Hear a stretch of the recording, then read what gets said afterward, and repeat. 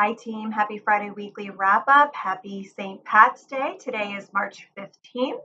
A few things for the weekly wrap up, three quick ones for you. Congratulations. Boomtown is launching today.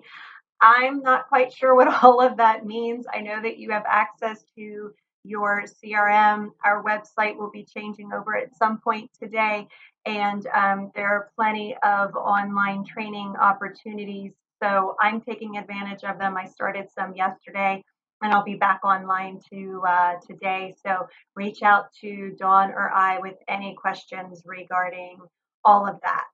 Um, she's doing some uploading of leads and things like that. So you'll be hearing from both of us regarding it as we unravel it. But it's an exciting time here at Welcome Home as we grow. Number two, I tell you guys, make sure that when you have a commission, you put 30% away to save for your taxes. And my wonderful walking calculator husband is like, honey, you don't need 30%.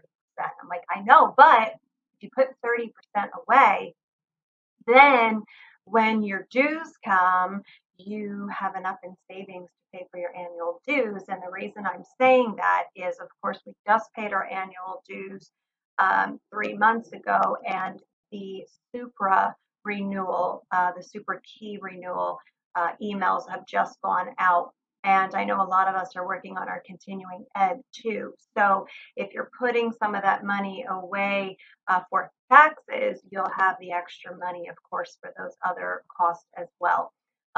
Okay, and the last thing I wanted to go over with you guys, when you're working with a buyer client, it goes the same as seller too. I still want you to contact the HOA, but this is specifically kind of a list of things for buyer clients, why you would call the HOA and what you would ask them. So anytime you have somebody getting ready to put an offer on a property that is in an HOA, I want you to call the HOA and ask them if there's anything that they need to know. And I'm going to kind of give you a list of things to ask about and watch out for.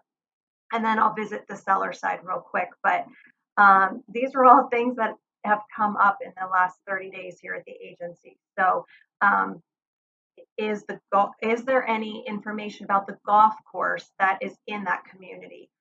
Is it closing? Is it registered space? Things like that. Is there a litigation? If it's condo complex, is there like a litigation with the builder? Uh, are you allowed a pool in the backyard of your home? It's a single family home. Are there any restrictions with what you can put in or around your home? A lot of times, ARB and CCR guidelines will address a lot of that, but maybe the HOA will just give you that information. What are the HOA fees monthly, and what is included in that? Are there any assessments? What does the budget look like? Are there any up and coming assessments? We know we see assessments a lot on the oceanfront ones. They take a beating from that ocean air. And if there's not enough money in the budget, then, we'll see some assessments. And certainly from the seller standpoint, when you get a listing, you want to also call the HOA. Don't rely on what is on that seller's property disclosure addendum. Go ahead and be that good, thorough agent. Call the HOA, confirm what is the HOA, what is included in the HOA, and then can I get copies of the CCRs? And if it's a residential lot, also the ARB guidelines. And then, of course, what kind of signage am I allowed on that property? Can we put our own welcome home signage, no signage at all, or a required one, a required look that the HOA has adopted? Okay, I hope that helps. Get your name on the board. Have a great weekend and take time to thank somebody today. Bye, team.